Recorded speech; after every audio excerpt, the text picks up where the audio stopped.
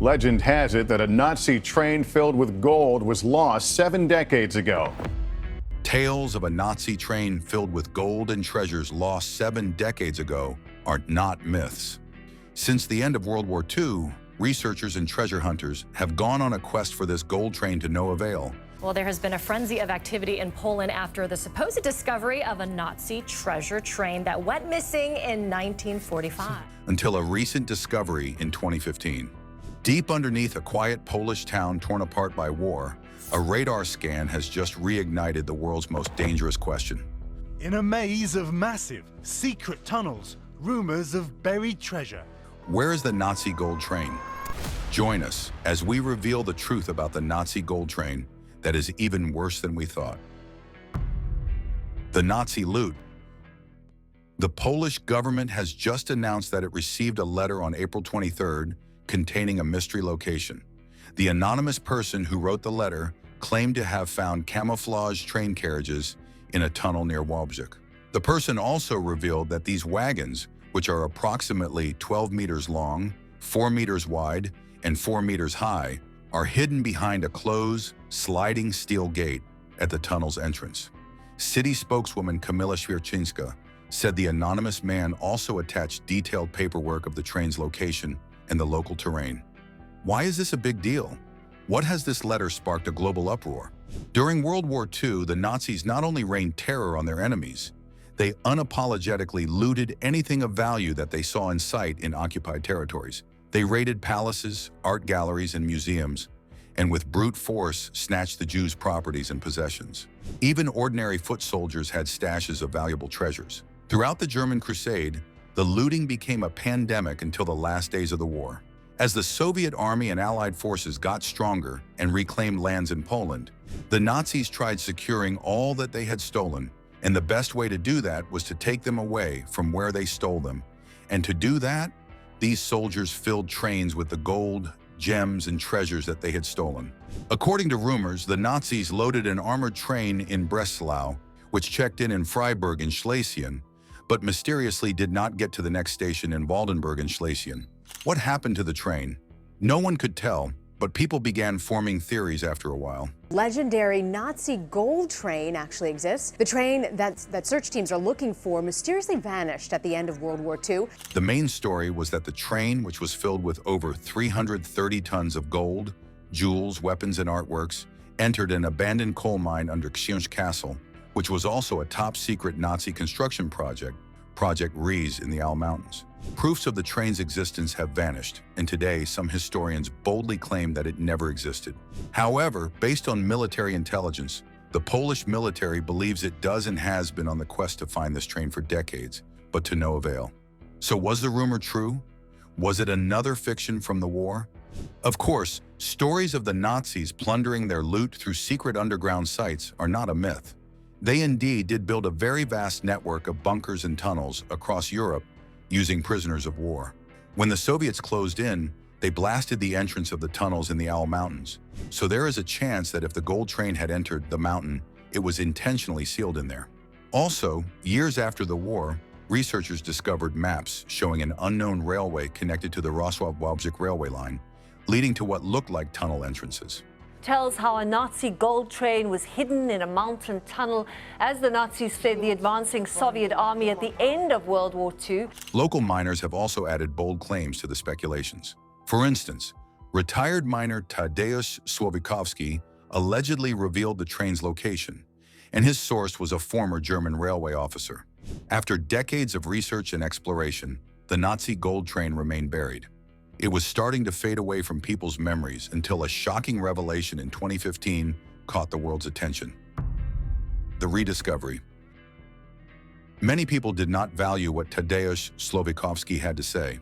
After all, he was just a retired miner, and his story lacked credibility because not every German knew where the gold train was buried. However, 2 men, Piotr Koper and Andreas Richter, co-owners of the mine exploration company XYZSC, did not take Tadeusz's words seriously and began investigating. In late August 2015, the men finally stumbled on something. Still, since they knew that they could not just keep the treasure if they found it for themselves, they hired lawyers to secretly negotiate with the Polish government for a 10% finder's fee in exchange for the exact location of the treasure, and that they would not reveal the area until they had come to an official agreement with the government. The deal seemed perfect. It was supposed to be a covert exploration. The government recovered the lost treasures, and they got to quietly keep a share of the find without anyone knowing. But then the whole deal leaked, drawing the entire world to them. Disappointed by how things turned out, Koper and Richter were convinced that the government had intentionally leaked the discovery for reasons unknown to them, and on August 28th, the Polish Deputy Culture Minister, Piotr Żukowski, publicly announced that indeed they were up to something, going as far as revealing that ground-penetrating radar images taken by Koper and Richter confirmed with 99% probability that the train had been found. However, 2 days later, the governor of the Lower Silesian Voivodeship, Tomasz Smolars, told reporters that the government was unsure if they had found the train. Countering what the deputy minister had said, Tomasz Smolars noted that the government could not just make bold assertions based on unverified documents without investigating. If this was a stunt to fend off the overwhelming media attention, the plans collapsed on September 4th when Koper and Richter announced the precise location they had given the Polish government as the train's location. They even went as far as releasing the images that they had gotten after using a KS-700 ground-penetrating radar system on the ground, and in the pictures was evidence of a 50-meter-deep man-made shaft that had something in it. The explorers said that they discovered a legendary train hidden by the Nazis in the southern Polish city of Wałbrzych. Koper and Richter told the world that at kilometer 65, they believed the train was buried next to a 4-kilometer track on the Polish State Railway's Wrocław-Wałbrzych line. The Polish government immediately sprang into action and completely sealed off the area at kilometer 65 with armed officers as hundreds of treasure hunters stormed the area to explore. A few days to the end of September, the Polish military began clearing the area and searching for mines since the Germans would not have left the treasure trove without booby traps. The whole area was confirmed safe, and shortly after, the military allowed 2 exploration teams access to search for treasure. The first time was Koper and Richter, while the second was mining specialists from the Kraków Mining Academy, led by Janusz Madej. Both teams got into action enthusiastically, but after 2 months of intense search, they had nothing to prove. Saddening the whole world, the mining specialists announced no evidence of a train in the collapsed tunnel. Finally, he leaves the conclusion to a journalist in the room. However, Koper and Richter insisted that it was only a matter of time until they proved everyone wrong. Madej even mocked them, saying it's human to make a mistake but foolish to stand by it. But his word did nothing to bug them, and in May 2016, they secured permission from the government and Polish State Railways to begin digging the site. Excavation began on August 15th with a team of 64 experts, including engineers, geologists, chemists, archaeologists, and a specialist in military demolitions. Private sponsors and volunteers funded the exploration with 131,000 euros. But after 7 days, the excavation was halted because there were no traces of tracks, tunnels, or trains. The radar images showed a natural ice formation, meaning they were on a wild goose chase. Coming to terms with this hard truth was traumatizing for Koper and Richter, but their quest did not just go to waste. In fact, it helped the town. According to official reports, the town's tourism rate went up by 44%, making about $200 million from this quest publicity. Even though people gave up on the project, Koper and Richter refused to. Instead, they solicited funds by creating a foundation in December 2016. Their new goal was to dig 20 meters deeper the following year. In 2017, they still did not make any significant headway. However, in June, they got help from a geophysical company from Warsaw, and as excavation began, they stumbled upon 7 cavities that were believed to be railway tunnels. This was the breakthrough they had long waited for, so they began preparing for deep drilling, which was set to start in the summer of 2019. However, Richter quit, leaving just Koper to pursue their dreams. When he finally dug deep and excavated, he did not find the train. Weighed down by his failure, Koper did not have to agonize for long, because while he was renovating an old palace in the village of Struga near Wrocław, he found a series of large and priceless 16th century wall paintings hidden behind a plaster wall. Where was it if the gold train was not in kilometer 65, next to a 4-kilometer track on the Polish State Railway's Wrocław-Wałbrzych line? How accurate is the gold train story? Origin of the gold train. The treasure hunt that has lasted decades originates from the words of a 15-year-old boy, Gotthard Welz. On a fateful day, he told those who cared to listen that he had seen the Nazis load up the famed gold train with treasures. Legend has it that a Nazi train filled with gold was lost 7 decades ago. No one cared to verify whether he was telling the truth. That was how the gold quest began. By January 1945, the Red Army had made its way to Breslau, and the Nazi stronghold hung in the balance. Gauleiter Karl Hanke claimed that the city was a fortress and could fend off the Soviet army and ordered his soldiers to fight until the end. The Red Army proceeded to cut Breslau off from the rest of the world completely, and in the name of self-defense, Gauleiter Karl Hanke ordered the bombing of buildings through the center of the city to build an airstrip. He charged his soldiers to hold the line for as long as they could, and when the airstrip was finally completed, Hanke did the most unbelievable thing. He escaped Breslau using the airstrip that countless soldiers had given their lives for. Seeing Hanke had made plans for a possible collapse, researchers and treasure hunters believed that a greedy person like him would have also made provisions to move out their loot. This claim was supported by information gathered by Polish intelligence after interrogating Herr Klöser, a former Breslau policeman who had remained in Poland instead of fleeing to Germany like other Germans. According to him, towards the end of the war, the SS and the police gathered a hoard of gold in the Breslau police headquarters. Indeed, the bank's gold vault was emptied. Just how much did the Nazis steal? The Great Cause. The Nazis plundered all, be it banks, museums, art collections, or even art dealers. Hitler's deputy, Hermann Göring, led this charge and did not let anything of value remain untouched. His house on the Schorfheide Heath near Berlin, Karenhall, was filled with Europe's most exquisite and exclusive artworks. When the Nazis began to fall, in May 1945, American troops intercepted a whole train filled with art treasures headed for Hitler's retreat in Berghof, and shockingly, this was just a tiny part of Göring's trove. For days, fortune hunters have descended on this railroad track in Wałbrzych, western Poland. Imagine just how much the Nazis had stolen. According to data from American experts, about 5 million items worth billions were stolen. The legendary Amber Room from the Catherine Palace near St. Petersburg was among the looted places. At the start of the German invasion, the curators tried dismantling and emptying this treasure room, which had taken decades to centuries. However, because of how old the amber was, it was impossible to move it without completely damaging it, so they tried hiding it, but their plans were futile. Under the supervision of experts, the Nazis effortlessly dismantled the room and moved it to the Königsberg Castle. However, as the war ended, Hitler ordered the movement of looted possessions from Königsberg. Still, before the amber room could be moved, Erich Koch, who was in charge of civil administration in Königsberg, abandoned his post and fled from the city. Shortly after, the Royal Air Force raided Königsberg, and since then, the Amber Room has never been seen in public again. There have been reports that Nazis loaded it on board the Wilhelm Gustloff, which left Gdynia on January 30th, 1945, and was then torpedoed and sunk by a Soviet submarine. While treasure hunters have been on the quest for the gold train for decades, the bulk of the Nazi loot has already been recovered, and its sheer size is unlike anything that anyone could have imagined. In the spring of 1945, 2 special trains were said to have been brought here to this Nazi hideout. Surprisingly, the recovery of this loot also gives credibility to the Nazi gold train story. The Murkers mine treasure.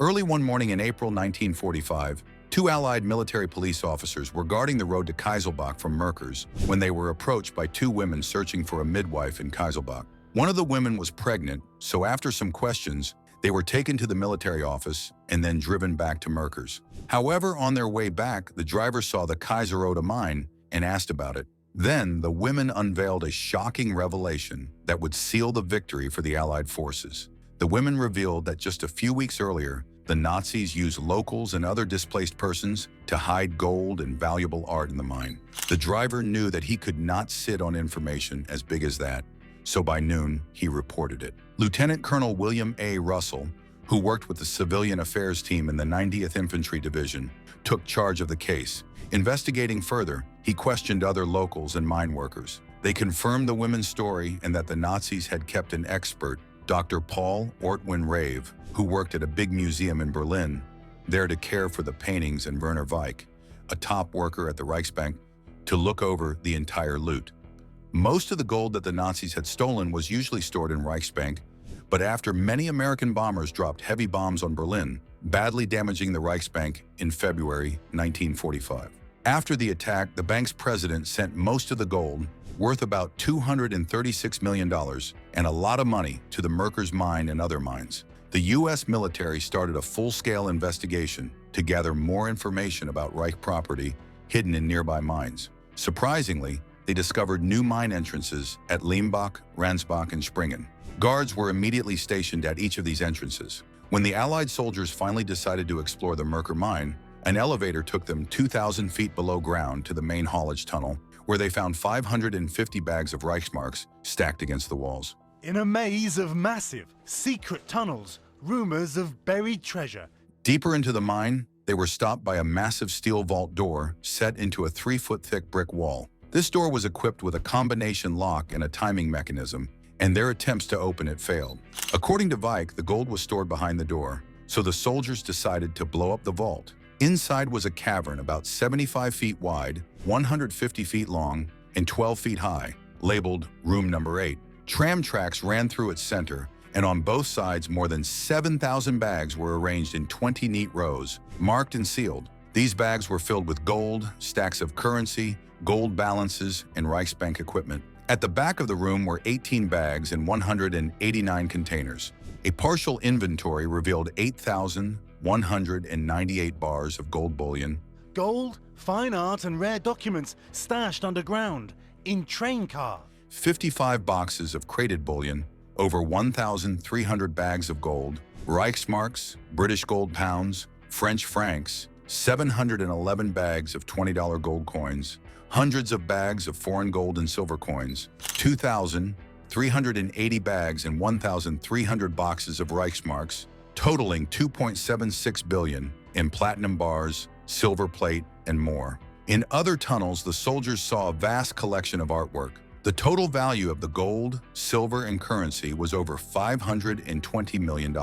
When the United States Treasury Department and the Bank of England weighed and appraised the gold coins, and silver bars that had been captured, the total value of the gold found in Germany was $262,213,000. The silver was also weighed and appraised at $270,469,000. Speaking about the Nazi gold train, if it did pass through the famous Project Reese tunnels, there is a chance that it must have gotten to its location decades ago.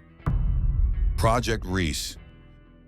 As the Allied bombing got worse, Nazi Germany moved a lot of its weapons production to safer places like Lower Silesia. They also started hiding their arms factories inside underground bunkers and built shelters to protect top government officials, especially Hitler. Since Hitler did not just give orders from the capital, he had to be in several headquarters to bolster his soldiers' morale, and doing so was risky with heavy air raids. His train, named Zug, which had been his moving headquarters, was no longer safe, so in September 1943, the Nazi Minister of Armaments, Albert Speer, met with leaders from Organization Todt to begin a secret building plan called Project Reese. A group named the Silesian Industrial Company was set up to handle the work. By November, forced labor camps were open. The workers were mainly prisoners from the Soviet Union, Poland, and Italy, especially after the Warsaw Uprising. 10,000 plus civilian workers and companies hired. Roads, bridges, and small railways were built to move materials from train stations to the digging sites. Prisoners did the most challenging jobs, carrying supplies, cutting down trees, digging ditches, and making small dams. Later, workers drilled into the hard rock of the mountains using explosives. Then they used concrete and the steel to make the tunnel stronger. While skilled workers from Germany, Italy, Ukraine, and Czechia helped, the prisoners did the dangerous jobs. Digging was slow because the mountain rock was tough. However, this strong rock made the tunnels safer from bombing and allowed the construction of large underground rooms. In December 1943, a typhus outbreak hit the camps. The prisoners, weak and starving, got sick, and work slowed down a lot. Many of them kept working until the war's end, but no one knows how many died. By April 1944, Hitler was unhappy with how slow the work was going. He gave control to Organization Todt and ordered that prisoners from concentration camps be brought in. 13 new labor camps were set up,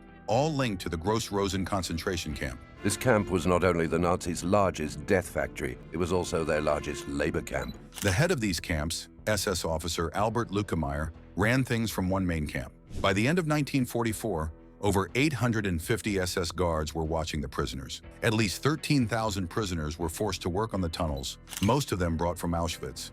Documents show that about 8,995 of them were Jews, mainly from Hungary and also from Poland, Greece, Romania, Czechoslovakia, the Netherlands, Belgium, and Germany. Many passed away because of illness, hunger, harsh treatment, and dangerous work. Some were sent back to Auschwitz when they became too weak to work. Records show that 857 prisoners were moved out and 14 were killed after trying to escape.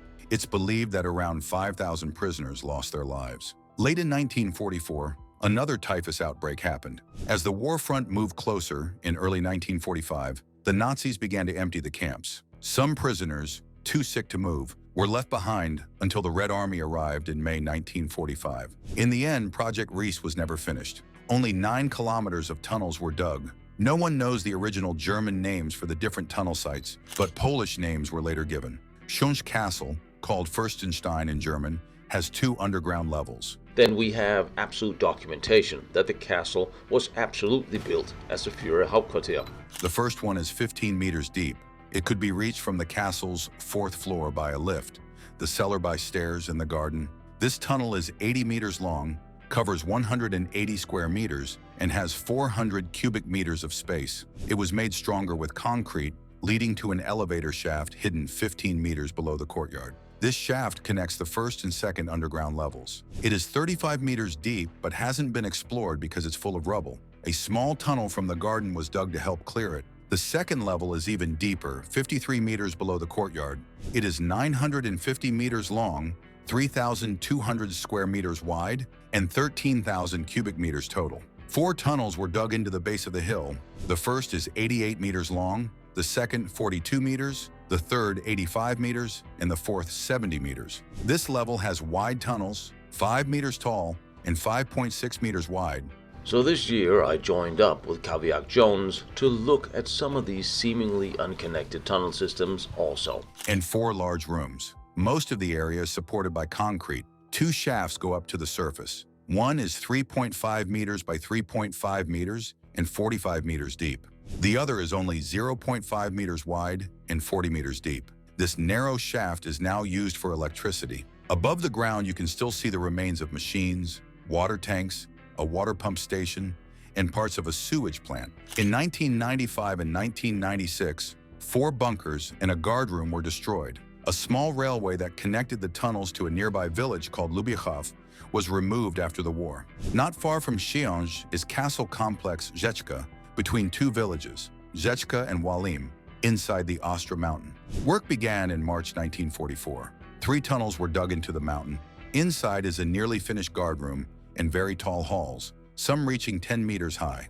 The tunnels are 500 meters long, cover 2,500 square meters, and hold 14,000 cubic meters of space. Only 11% of it is reinforced with concrete. Complex Wodarz inside Wodarz Mountain is made up of tunnels that are 3,100 meters long, covering 10,700 square meters and 42,000 cubic meters of space. The tunnels are tall, some up to 12 meters, but less than 1% have concrete support. 4 entrances are at the base of the mountain, each with guard rooms. 1 shaft goes up to the surface, 4 meters wide and 40 meters deep. Some tunnels have 2nd levels linked by small shafts.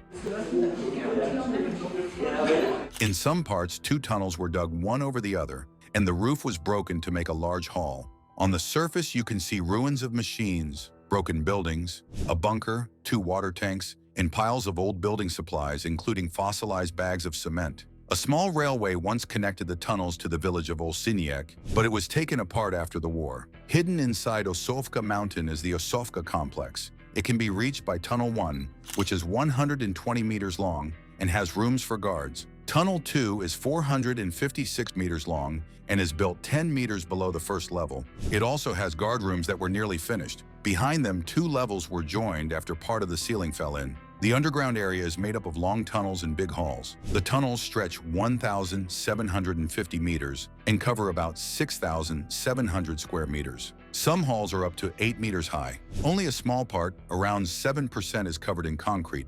A tall shaft leads up to the surface, 6 meters wide and 48 meters deep. Tunnel 3 is not linked to the main complex. The first tunnel system, remembering they're all connected, was nice, warm, humid air.